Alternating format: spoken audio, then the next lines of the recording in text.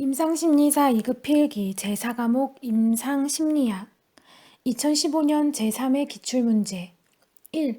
전체 지능지수는 평균이나 상식이 부족하고 다면적 성격검사의 임상 척도에서 1번과 3번 척도가 유의하게 상승하여 전환 부위 형태를 나타내는 내담자에 대한 설명으로 옳은 것은 1. 구체적인 정보 습득에 대한 관심이 부족하고 평소 감정적이고 스트레스 상황에서 신체 증상이 나타나기 쉽다. 2. 타인에 대한 신뢰와 믿음이 매우 부족해서 대인관계에 어려움을 보인다. 3.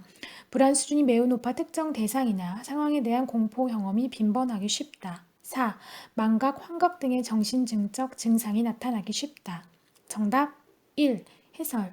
다면적 성격검사의 임상 척도에서 1번과 3번 척도의 상승이 2번 척도의 T점수보다 10점 이상 차이가 나서 움푹 패이는 것과 같은 형태를 전환 부위 형태라고 한다.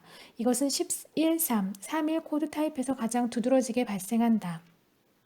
전환 부위 형태를 갖는 사람들은 사회적으로 수용되는 상황에서의 심리적 또는 대인관계에서의 문제점을 해석해 줄 것에 대한 강한 욕구를 보이며 문제점이나 결함을 부정하고 전환 부위 형태가 있는 1331 코드의 사람들에게서 불안 우울증이 흔히 발견된다. 전환 부위 형태의 많은 사람들은 자신의 문제를 외부로 돌리거나 무능함을 대체하도록 허용되는 신체적 불평이나 꽤 납득할 만하고 사회적으로도 수용되는 유형의 심리적 증상을 발전시킨다. 그들은 실제로 신체적 증상이나 그에 대한 관심을 보여주지는 못할지라도 그것을 강조한다. 그리고 신체적 문제는 거의 대부분 그 사람이 책임을 회피하고 어떤 상황을 조작하고 타인의 행동을 통제할 수 있는 2차적 획득에 의해 특성화된다. 전환 부위 형태가 70 이하인 정상 프로파일은 전형적으로 활발하고 낙천적이며 사회적으로 외향적인 사람들에게서 얻어진다. 그들의 억압적 경향성 때문에 그들은 종종 미숙하거나 변덕스럽거나 스트레스를 받는 것도 흔히 나타난다. 2. 임상 심리 클리닉에 설치된 일반 거울을 통해 결혼 생활에 문제가 있는 부부의 대합이 상호작용을 관찰하여 이들의 의사소통 문제를 평가하였다면 이러한 관찰법은 1. 자연관찰법, 2. 유사관찰법, 3. 자기관찰법, 4. 참여관찰법. 정답 2. 해설. 2. 유사관찰법. 내담자가 문제행동을 보이는 상황을 조직해 놓고 제한된 환경 속에서 문제행동을 관찰한다. 1. 자연관찰법. 내담자의 환경에서 자연스럽게 나타나는 문제행동을 관찰한다. 3. 자기관찰법. 내담자가 스스로의 행동을 관찰하고 기록한다. 4. 참여관찰법. 관찰하고자 하는 개인이 관찰자가 되어 자연스러운 환경에 관여하면서 평가한다. 3. 뇌 편측성 효과를 탐색하는 방법은 1. 뇌파검사, 2. 동물 외과술, 3. 신경심리검사, 4. 이원 청취기법. 정답 4. 해설. 이원 청취기법. 양쪽 귀의 각기 언어적 음성과 비언어적 청각 자극을 제시한 후 피검자에게 보고하도록 함으로써 뇌의 편측화 기능 수준을 파악할 수 있다. 즉 오른쪽 귀가 언어적 자극에 더 민감하므로 이를 통해 자반구가 언어적 기능이 우세함을 밝혀낼 수 있다. 4. 주의력 결핍, 과다 행동 장애는 상황을 종합적으로 분석하고 목표를 계획하고 실행하는 기능의 결함을 보인다고 한다. 뇌와 행동과의 관계에서 볼 때 어떤 부위의 결함을 시사하는가? 1. 전두엽의 손상, 2. 축두엽의 손상, 3. 변연계의 손상, 4. 해마의 손상. 정답 1. 해설. 전두엽은 현재의 상황을 판단하고 상황에 적절하게 행동을 계획하고 부적절한 행동을 억제하는 등 전반적으로 행동을 관리하는 역할을 하는 부위로 집행기능, 이성적 판단, 충동 조절, 정서 조절 등의 기능을 한다. 주의력 부족, 충동성, 과잉 행동의 증상을 보이는 ADHD 환자들처럼 목표나 행동을 계획하고 실행하는 기능의 결함을 보인다면 전두엽의 손상을 시사하는 것이라고 볼 수 있다. 5. 정신보건법에서 정한 정신보건 임상 심리사의 업무 범위에 포함되지 않는 것은 1. 정신질환자의 사회복귀 촉진을 위한 생활훈련 및 작업훈련 2. 정신질환자에 대한 개인력 조사 및 사회조사 3. 정신질환자에 대한 심리평가 4. 정신질환자와 그 가족에 대한 교육, 지도 및 상담. 정답 2. 해설. 정신보건전문위원회 업무 범위. 정신보건전문위원회 공통 업무 범위. 사회복귀 시설의 운영, 정신질환자의 사회복귀 촉진을 위한 생활훈련 및 직업훈련, 정신질환자와 그 가족에 대한 교육, 지도 및 상담. 법 제20 5조 제1항의 규정에 의한 진단 및 보호의 신청, 정신질환 예방활동 및 정신보건에 관한 조사 연구, 기타 정신질환자의 사회적응 및 직업재활을 위하여 보건복지부 장관이 정하는 활동, 정신보건 임상심리사의 업무 범위, 정신질환자에 대한 심리평가, 정신질환자와 그 가족에 대한 심리평가. 편집자 주, 정신보건법은 정신건강 증진 및 정신질환자 복지 서비스 지원에 관한 법률로 변경되면서 전부 개정되었습니다. 6. 인지치료에서 강조하는 자동적 자기파괴 인지 중 파국화에 해당하는 것은 1. 나는 성공하거나 실패하거나 둘 중 하나이다. 2. 나는 완벽해져야 하고 나약함을 보여서는 안 된다. 3. 그 프로젝트가 성공하지 못한 것은 나 때문이다. 4. 이 일이 잘 되지 않으면 다시는 이 일과 같은 일은 할 수 없을 것이다. 정답 4. 해설. 파국화는 개인이 걱정하는 한 사건에 대해서 지나치게 과장하여 두려워하는 것을 말한다. 7. 체계적 둔감화에 대한 설명으로 틀린 것은 1. 이 치료기법은 주로 공포증을 가진 성인들을 대상으로 연구되었다. 2. 불안을 억제하는 효과가 큰 행동으로 근육이완을 활용한다. 3. 환자에게 자신이 두려워하는 상황을 상상하게 한다. 4. 대부분의 치료적 장면에서 체계적 둔감화는 단독으로 사용된다. 정답 4. 해설. 체계적 둔감화는 특정 자극과 그것이 유발하는 불안이나 공포 간의 연관성을 깨뜨려 나가는 기법으로 불안과 공포를 일으키는 자극의 위계를 설정하여 낮은 단계부터 노출시켜 불안 반응과 양립할 수 없는 이완 반응을 연합함으로써 불안을 점차적으로 극복하도록 하는 것이다. 8. 접수 면접에서 초점을 두는 관심사가 아닌 것은 1. 환자의 요구와 임상 장면에 대한 기대 2. 임상 장면의 특징에 대한 소개 3. 치료적 동기와 대안적인 치료 방법 4. 환자의 정신병리에 대한 깊은 이해 정답 4. 해설. 접수 면접에서는 내담자에게 적절한 치료나 중재 계획을 파악하기 위해 내담자의 인적 사항, 내담자의 외모나 태도, 내담자가 방문하게 된 이유와 주 호소 문제, 생활상의 자료, 심리적 사회적 지원 체계, 내담자의 개인사 및 가족사, 진단 평가 및 소견 등의 정보를 확인해야 한다. 4. 환자의 정신병리에 대한 깊은 이해는 접수 면접이 아니라 상담 과정에서 다루어지는 내용으로 더 적합하다. 9. 우울 반응을 일으킨 것이 사건 그 자체가 아니라 실패나 거부 혹은 상실에 대한 신념이 핵심 요인이었다고 가정할 때 가장 적절하게 사례 공식화의 근간을 제공하는 모형은 정답 1. SR 모형 2. ABC 모형 3. ABCDE 모형 4. WDEP 모형 정답 3. 해설. 사례 공식화는 상담자가 내담자의 문제를 좀 더 체계적으로 이해하고 극복하기 위한 방법이라 할 수 있다. 우울 반응을 일으킨 것이 사건 그 자체가 아니라 실패나 거부 혹은 상실에 대한 신념이 핵심 요인이었다고 가정한다는 것은 인지치료의 관점을 취한다는 것으로 인지치료의 관점에서 우울증의 경우 우울한 내담자의 사고 내용을 정밀 탐색해 현실적이고 긍정적인 신념을 지니도록 유도한다. 인지치료의 한 접근 유형인 합리적, 정서적 치료에서 사례 공식화를 위해 ABCDE 모형을 제시하였다. A는 선행사건, B는 문제 장면에 대한 내담자의 신념, C는 정서적, 행동적 결과, D는 논박, E는 논박으로 인해 나타내는 효과이다. 앨리스는 내담자의 비합리적인 신념을 합리적 사고로 전환함으로써 내담자의 문제를 해결할 수 있다고 보았다. 10. MMPI-2의 타당도 척도 중 자신의 문제를 드러내려 하지 않고 긍정적인 모습을 과장되게 강조하는 피검자에게서 상승되는 척도는 1. FP 스케일 2. S 스케일 3. TRIN 스케일 4. VRIN 스케일 정답 2. 해설.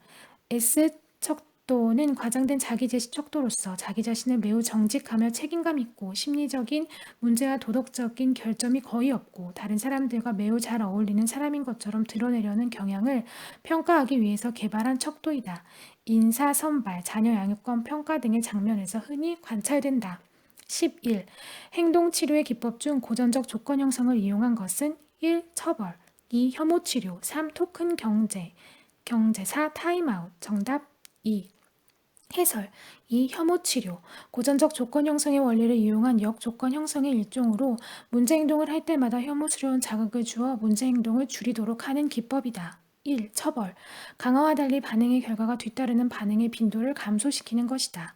3. 토큰 경제 바람직한 행동을 할 때 그에 상응하는 보상을 하는 것이다. 4. 타임아웃 문제를 일으키는 자극 또는 강함으로 얻을 수 있는 기회로부터 제외시키는 기법이다. 12. 앨리스의 합리적 정서 치료는 A, B, C 도식을 활용한다. 여기서 A, B, C의 설명으로 가장 적합한 연결은 1. A. 행위 2. A. 일치 3. B. 신념 4. C. 조건. 정답 3. 해설. 앨리스의 A, B, C 도식에서 A는 발생한 사건, B는 신념, C는 정서적, 행동적 결과를 나타낸다. 13. 건강태도와 행동을 직접적으로 연결하려는 아젠의 계획 행동 이론에 대한 설명과 가장 거리가 먼 것은 1. 건강 관련 행동은 행동 의도의 직접적인 결과이다. 2. 행동 의도는 특정 행동에 대한 태도, 행동에 대한 주관적 규범, 인지된 행동 통제로 구성된다. 3. 신념과 행동의 간접적 연결 모델을 제공한다. 4. 특정 건강 관련 습관과 관련하여 사람의 의도에 대해 잘 다듬어진 전반적인 설명을 제공한다. 정답 3. 해설. 계획 행동 이론에서 아젠은 인간이 어떤 행동을 수행하는 데 있어 직접적인 결정 요인으로 행동 의도를 제시하고 있으며, 행동 의도는 다시 행동에 대한 태도와 행동에 대한 주관적 규범, 그리고 인지된 행동 통제 세 가지 요인에 의해 결정된다고 설명한다. 아젠은 이 세 가지 요인이 각기 다른 변수의 영향을 받으며 이는 세 요인을 측정하기 위한 간접적인 방법이 될 수 있다고 설명하고 있다. 행동에 대한 태도에 영향을 미치는 선행 요인은 행위 신념과 결과 평가로 구성되며, 행동에 대한 주관적 규범은 규범 신념과 수능 동기로, 그리고 인지된 행동 통제는 통제 신념을 통해 측정될 수 있음을 계획된 행동 이론의 전제로 삼고 있다. 결국 계획 행동 이론에 따르면 신념이 행동에 대한 태도, 행동에 대한 주관적 규범, 인지된 행동 통제에 영향을 미치는 결정적인 요인으로 작용하고 있는 것으로 이해할 수 있다. 즉 행동 신념은 특정 행동을 취함으로써 얻게 되는 결과에 대해 갖는 신념으로 행동에 대한 태도의 선행 요인이 되며, 규범적 신념은 개인이 특정 행동의 수행 여부에 대해 주변 사람들로부터 받는 사회적 압력을 느끼는 정도로 주관적 규범의 선행 요인이 된다. 마찬가지로 통제 신념은 행동 수행의 용이성 및 행동 관련 자원과 장애에 대한 신념으로 인지된 행동 통제의 선행 요인으로 작용한다. 14. 펜실베니아 대학교의 첫 심리치료소를 개설하고 임상 심리학의 탄생에 크게 기여한 학자는 1. 윌리엄 제임스 2. 라이트너 위트머 3. 에밀리 크래플린 4. 윌렘 운트. 정답 2. 해설. 위트머는 1896년 미국 펜실베니아 대학의 심리치료소를 설립하였고 최초로 임상심리학이라는 용어를 사용하였다. 15. 백의 인지 이론에 따르면 다양한 인지 오류가 내담자의 문제를 지속시키는 역할을 담당한다고 보고 있다. 이러한 인지 오류에 해당되지 않는 것은 1. 자동적 사고 2. 선택적 추상화 3. 임의적 추론 4. 이분법적 사고. 정답 1. 해설. 2. 선택적 추상화, 다른 정보를 무시한 채 맥락에서 이끌어낸 세부적 근거에 의해 상황을 개념화한 경우. 3. 임의적 추론, 명확한 근거나 증거에 뒷받침 없이 무리하게 결론을 내리거나 주관적으로 추측하는 경우. 4. 이분법적 사고, 극단적으로 옳고 그름만 판단하는 경우. 16. 바우더 모델에서 제시한 임상심리학자의 주요 역할로 가장 적합한 것은 1. 치료평가 자문 2. 치료평가 연구 3. 치료평가 행정 4. 평가교육 행정. 정답 2. 해설. 데이비드 샤코우는 바우더 모델이 공식적으로 출범하는 데 지대한 공헌을 하였으며 미국 심리학회는 그를 단장으로 하는 위원회를 만들어 임상심리학자 훈련 프로그램 모델에 대한 논의를 하였는데, 그 결과가 샤코우 보고서로 제출되었다. 이 보고서에서 임상심리학자는 연구와 평가 그리고 치료를 수행할 수 있는 전문 인력으로 규정되었다. 17. 심리평가 결과에 대한 설명으로 옳은 것은 1. 검사 결과의 유용성은 평가 대상의 기저일과는 무관하게 결정된다. 2. 정신분열증 유무검사의 경우 일반 전집에서 오경보의 가능성이 거의 없다. 3. 전문가에 의한 임상적 판단은 대개 통계적 판단보다 일관되게 우월하게 나타난다. 4. 범주적 진단 분류와 차원적 진단 분류 중 어느 하나만을 선택할 필요는 없다. 정답 4. 해설. 심리평가에 사용되는 범주적 진단 분류는 장애의 유무에, 차원적 진단 분류는 장애의 정도에 관심을 기울인다. 심리평가 시에는 범주적 진단 분류와 차원적 진단 분류 중 어느 하나만을 선택할 필요는 없으며 각각의 장단점을 고려하여 적합한 방식을 활용하는 것이 바람직하다. 18. 환자의 초기 면접에서 면접자가 주로 탐색하는 정보의 내용이 아닌 것은 1. 환자의 증상과 주호소, 도움을 요청하게 된 이유. 2. 최근 환자의 적응 기제를 혼란시킨 스트레스 사건의 유무. 3. 면접 과정에서 드러난 고통스러운 경험에 대한 이해와 심리적 격려. 4. 기제적 장애의 가능성 및 의학적 자문의 필요성에 대한 탐색. 정답 3. 해설. 초기 면접에서 주로 탐색하는 정보의 내용. 환자의 증상과 주호소. 도움을 요청하게 된 이유, 현재 직면하고 있는 위기의 성격, 현재의 생활 환경, 최근 환자의 적응 기제를 혼란시킨 스트레스 사상의 유무, 성격적 결함 및 개인적 자산이나 장점, 주된 성격 특징, 현재의 문제와 관련이 있다고 생각할 수 있는 감정과 갈등, 최근에 일어난 중요한 행동적 변화, 현재의 적응적 문제와 적응적 특징의 설명에 도움이 된다고 생각할 수 있는 초기의 생활 경험, 기질적 장애의 가능성 및 의학적 자문의 필요성에 대한 탐색. 19. 인간중심 치료에 대한 설명으로 적합하지 않은 것은 1. 인간중심 접근은 개인의 독립과 통합을 목표로 삼는다. 2. 인간중심적 상담은 치료 과정과 결과에 대한 연구 관심사를 포괄하면서 개발되었다. 3. 치료자는 주로 내담자의 자기와 세계에 대한 인식에 주로 관심을 가진다. 4. 내담자가 정상인인가, 신경증 환자인가, 정신병 환자인가에 따라 각기 다른 치료 원리가 적용된다. 정답 4. 해설. 로저스의 인간중심 치료는 정상인, 신경증 환자, 정신병 환자 등 내담자의 병리 상태에 따라 구분짓지 않고 모든 대상에 동일한 상담 및 치료의 원리를 적용한다. 20.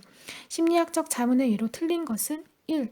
만성질환자의 재활을 위한 프로그램. 2. 자살 예방, 강간 및 폭력 후 위기 개입. 3. 약물 치료의 정신적 부작용에 대한 정보. 4. 청소년 성행동과 아동기 비만의 문제. 정답 3. 해설. 심리학적 자문은 임상심리 전문가들이 심리학적 지식이 필요한 관련 기관에 전문적인 조언을 제공하는 것으로 정신건강증진센터, 학교 등에서 심리학적 프로그램을 운영할 때 직원들을 대상으로 심리학적인 교육을 할 때 등의 상황에 임상심리 전문가들이 적극적으로 자문을 제공할 수 있다.